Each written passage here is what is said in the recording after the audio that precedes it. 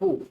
तो hello hello hello, सबसे पहले सबको आदाब नमस्कार, ऐसे मैं ग्रीट करता हूँ। ठीक है, तो today we are going to discuss about main character syndrome. क्या होता है, कैसे काम करता है, उसके एक साइकोलॉजिकल पर्सपेक्टिव भी देखेंगे, समझेंगे क्या है। और शायद तुम अगर इस चीज़ को समझ जाओ तो तुम्हें थोड़ा मज़ा आए समझने में, तुम्हें समझ जाओगे, तुम स्पॉट कर लोगे वैसे लोगों को, ये इंसान की ज़िंदगी को ऐसे देखता है तो इससे कैसे डील भी करना है, वो भी है।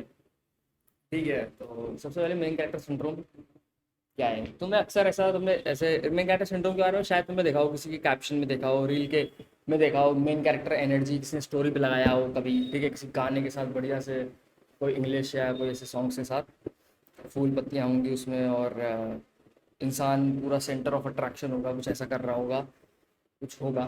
ठीक है, समझ रहे हो ना मतलब मेरा पॉइंट। ठीक है, ये काफ़ी मज़ेदार चीज़ है अगर तुम इसको एक्सपीरियंस भी करते हो तो भी, और अगर तुम इसके व्यक्ति हो तो भी। ठीक है, बेसिकली मेन कैरेक्टर सिंड्रोम क्या है। ठीक, मेन कैरेक्टर सिंड्रोम है अपने आप को स्टोरी का लीड समझना। ठीक है, जैसे ऐसा लगता है तुम्हें कि सब कुछ मेरे आसपास ही घूम रहा है, कि ये जो दुनिया है, ये दुनिया है, ये मेरे लिए बनी है। ठीक, और अगर शायद मैं ना होता तो ये दुनिया भी ना होती। ठीक, और मुझे इस चीज़ पे बहुत ज़्यादा हंसी भी आती है कि तुम्हें नहीं पता चलता ना कभी भी यार, कि शायद तुम अगर ना होते तो तुम्हें कैसे पता होता कि ये दुनिया है या नहीं है।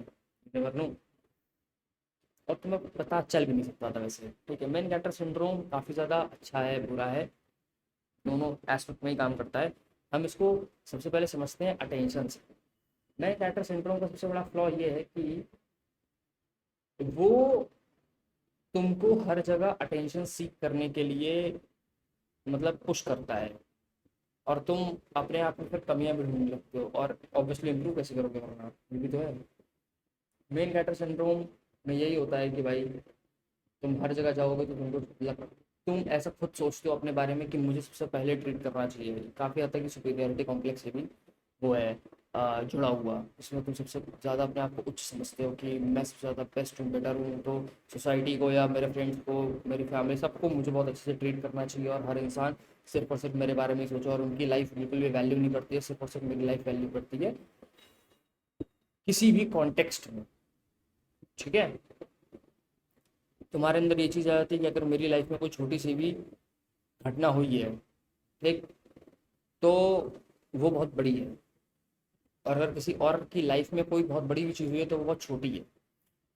तुम एक पॉइंट पे इंसेंसिटिव भी बन जाते हो दूसरों को लेके मेन कैरेक्टर सिंड्रोम की वजह से, और ऑब्वियसली गलत है, गलत सही है या नहीं ये तो बाद में पता चलता है, क्योंकि तुम आसपास स्पॉट करोगे ना अपने जैसे लोगों को, इस तरह के लोगों को जो इस चीज़ के, जो इस चीज़ में हैं, मतलब जो अपने आप को मेन कैरेक्टर बोलते हैं। ठीक है, तुम हंसो, बेसिकली मैं तो यही बोलूंगा कि उन पे हंसो, क्योंकि उन्हें रियलिटी नहीं पता, वो रियलिटी से बहुत ज़्यादा डिस्कनेक्टेड है इस पॉइंट पे, क्योंकि रियलिटी इस तरह से काम नहीं करती है ना। आप अगर अपने आप को centre of attraction her point पे समझोगे, अगर आप अपने आप को बहुत ज़्यादा प्रायोरिटी प्रायोरिटी पे ट्रीट करोगे, वैसे करना गलत नहीं है, बट ज़्यादा करना गलत है। ठीक है, तो लोग आपसे रिश्ता बनाना पसंद नहीं करेंगे, कि आप कहीं पे बैठे हो और आप चाहते हो सिर्फ आपको ही सुना जाए, तो क्यों, बेसिकली क्यों आपके साथ कोई बैठना पसंद करेगा। आपके दोस्त नहीं बन सकते, आप रियल बॉन्ड्स मिस करोगे अपनी लाइफ में, आप कभी रियल बॉन्ड्स नहीं बना पाओगे, और फिर भाई ये कि एक वॉइड फील होगा। तुम सबके सामने तो होता है ना, खुद को बेटर फील करवाने के लिए करोगे, बट अकेले में क्या करोगे, ये भी एक बहुत बड़ा क्वेश्चन आता है ना साथ में। इसका फ्लॉ भी मैंने एक्सप्लेन ही कर दिया है, फ्लॉ भी उसी तरह से ही काम करते हैं मेन कैरेक्टर सिंड्रोम के,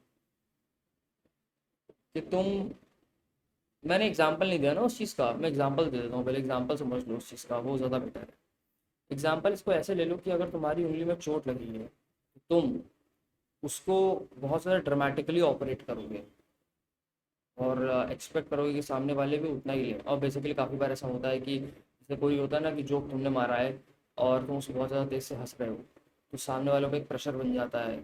ऑब्वियसली अगर they don't want to lose you, तो उनको प्रेशर होता है कि अब मुझे भी इस जोक पे हंसना पड़ेगा, भले उन्हें फन लगे ना लगे। ठीक है, चाटुकारिता भी कहते हैं इसको। नेताओं के आसपास अक्सर देखा हुआ तुम लोगों ने। ठीक है, और वहीं पे कोई दूसरा इंसान है अगर, और उसकी लाइफ में कोई बड़ा इंसिडेंट हो जाए, ठीक है, लेट्स सपोज चोट एक जगह हुई और दूसरी जगह एक्सीडेंट हो गया उस इंसान का, जिसमें उसको एक भारी इंजरी आ गई, तो तुम उसको सीरियसली ट्रीट नहीं करते। देखो, ह्यूमरसली चीज़ों को ट्रीट करना एक अलग है, सीरियसली ट्रीट करना ज़्यादा अलग है। तुम इंसान से फिर भी कह रहे हो कि "ये मेरा काम करने आ जाओ" या "मेरा काम कर दो आके", ऑब्वियसली ये गलत है। और लोग काफ़ी बार होता है ना, ये तो लोगों के देखो सेल्फ एस्टीम इश्यूज ही होते हैं जो उन्हें मना करना नहीं आता। मैं मुझे ऐसा पर्सनली लगता है कि इंसान को मना करना सीखना चाहिए बहुत ज़्यादा अच्छे से, कि तुम्हें पता होना चाहिए कि कब तुम्हें मना करना है कब नहीं। क्लैरिटी फिगर आउट करना बहुत ज़रूरी है लाइफ में, ठीक है। और अब मुझे लग रहा है अब हम टॉपिक से भटक रहे हैं। मेन कैरेक्टर सिंड्रोम के बारे में हम बात करने वाले थे, और ये क्या हम कर रहे हैं, क्या बात कर रहे हैं हम आज। मेन कैरेक्टर सिंड्रोम इतना ज़्यादा बड़ा नहीं है टॉपिक बात करने के लिए, छोटा सा है। इस पर फिर भी मैं कोशिश करूँगा एक लंबी वीडियो बना दूँ अपने यूट्यूब चैनल के लिए, क्योंकि तुम और क्या ही बात कर सकते हो मेन कैरेक्टर सिंड्रोम में। तुम अपने आसपास देखोगे, मे भी तुम किसी ऐसे इंसान से रिलेशनशिप में हो भाई जो इस चीज़ का शिकार हो, जिसको लगता हो कि दुनिया उसके आजू बाजू ही घूमती है। और ट्रस्ट में भाई, उस इंसान को छोड़ दो, तुरंत मैं बोलूँगा, क्योंकि वो तुम्हारे इमोशंस को, तुम्हारी लाइफ को और तुम्हारे डिसीजंस को वैल्यू बिल्कुल नहीं करेगा, ठीक है। और कोई भी रिलेशनशिप हो, कोई भी, ट्रस्ट में इक्वल पे चलता है, हमेशा इक्वल नहीं होता बट चलता इक्वल पे ही है, ठीक है, और होना भी चाहिए। और अगर नहीं हो रहा है तो इवेंचुअली वो ज़्यादा टॉक्सिक है, या एक पॉइंट वो एंड ही होना है, या तो वही इंसान एंड कर देगा जो मेन कैरेक्टर सिंड्रोम का शिकार है, या तुम एंड कर दोगे फ्रस्ट्रेट होगे। क्योंकि फिर तुम जब जिस भी पॉइंट में तुम अपने बेनिफिट के बारे में सोचोगे, सोचना स्टार्ट करोगे तब, और वो इंसान इसलिए एंड कर देगा वो, पता है देखो, इन सब लोगों का दिमाग बहुत अलग तरह से काम करता है। जो मेन कैरेक्टर सिंड्रोम के होते हैं लोग, उनका दिमाग ऐसे काम करता है बेसिकली कि वो अपने कंफर्ट, अपनी लग्जरी और अपने ही सिर्फ चीज़ों को वैल्यू करते हैं, अपने एक्सपीरियंसेस, अपनी हैप्पीनेस, अपनी सैडनेस। वो रो रहे हैं वो बहुत बड़ी बात है, पर तू रोएगा तो उनके लिए कुछ नहीं है। That you are just overreacting, maybe you are just being over dramatic,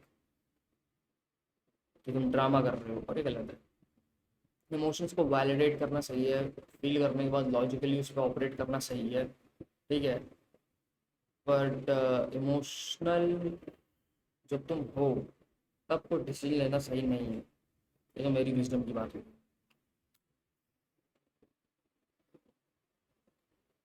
ये वीडियो डालने वाला हूँ मैं यूट्यूब पे, सच में। देखते हैं भाई, जो होगा देखा जाएगा, घंटा फर्क नहीं पड़ता। स्टॉप रिकॉर्डिंग कैसे करते हैं, 8 मिनट की वीडियो बना दी भाई तुम्हारे भाई ने, देखो। अब इस पर डालूंगा मेन कैरेक्टर सिंड्रोम,